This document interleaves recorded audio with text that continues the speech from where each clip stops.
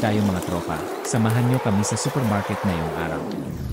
Alam nyo ba na dito sa Finland, kapag bibili ka ng mga gulay ikaw ang magtitimbang ng bibilhin mo, at ikaw ang magdidikit ng tag niya. Pero meron din mga nakaplastik na kung ayaw mong ikaw ang magtitimbang. Tapos dito halos malalaki ang mga gulay, tulad ng repolyo, onion leeks at talong.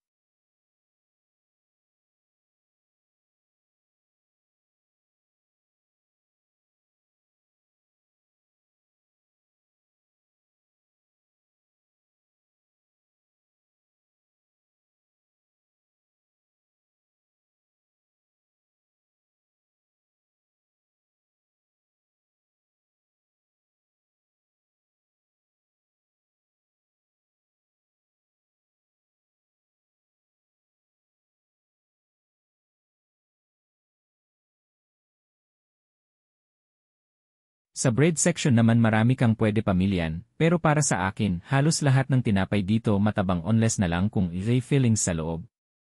Tapos kung adik ka sa gummy or candies, dito ka nababagay kasi for sure mananawa ka sa dami ng pamimilian, meron pa nga dito pochi na sobrang laki. Sunod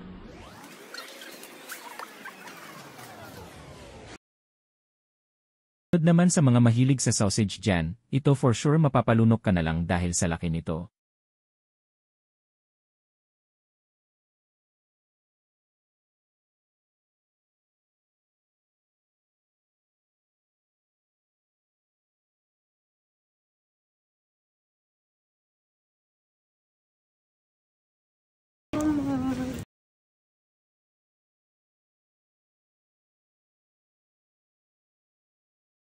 Sa counter naman pwedeng self-service or yung may tao sa counter. Pero since madalas matatanda ang nakapila sa counter na may nag-assist, dito tiyo sa self-service, dito ikaw na ang mag-punch, ikaw na din ang mag-plastic. Same din pala sa may nag-assist, ikaw pa rin ang mag-plastic ng pinamili mo, pero madalas mas okay ni dala kang eco bag kasi ni bayad pa rin ang plastic nila, about 30 cents in euro.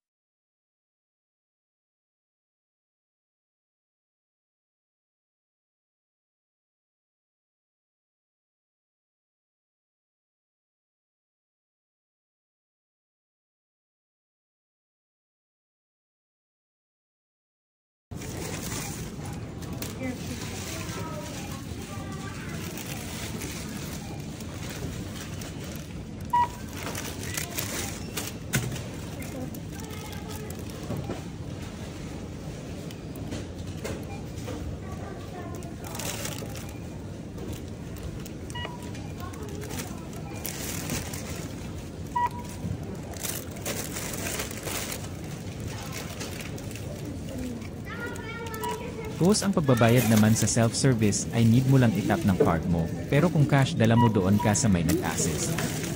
Yun lang for today's video. I hope may mga nalaman kayo sa buhay namin dito sa Finland. Stay tuned for more videos. Have a great day.